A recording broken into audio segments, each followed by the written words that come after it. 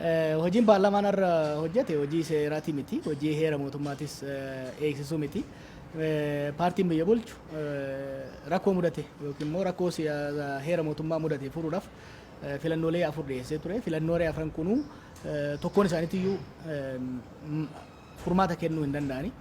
Kan amma akka furmaataatti isaan dhiyeessan kan heera mootummaa hiikuu jedhu sunis dogongora. Heera mootummaa kan hiikamu qabxiin tokko yookiin immoo waliigalteen heera mootummaa keessa jiru tokko, dambiin heera mootummaa keessa jiru tokko, keewwanni heera mootummaa keessa jiru tokko irratti wal falmii yoo ta'e lammiilee jidduu ta'uu danda'a, qaamolee mootummaa jidduu ta'uu danda'a, paartiilee jidduu ta'uu danda'a. Wal falmiin godhamee waliigaluu yoo dadhabame rakkoon hiikaa yoo kan jiraatu taate, rakkoon hubannaa yoo kan jiraatu taate manni maree federeeshinii hiikaa irratti kennaa jechuudha, murtii irratti kennaa jechuudha.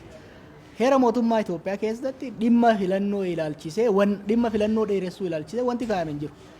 Filannoon haa dheeratu wanni jedhamu gonkumaa hin jiru.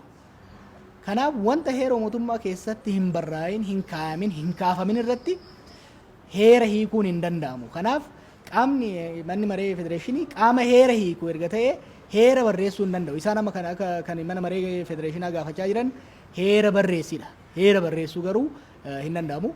Adeemsi isaanii adeemsa humnaan deemuu, sirna abbaa irreetiin deemuu, paarlaamaa amma dura filannoo sobaatiin guutanii keessa ta'an sanitti fayyadamanii umrii fi dheerachisuudhaaf kan ittiin deeman malee heera biyyattiillee kan eeguu miti.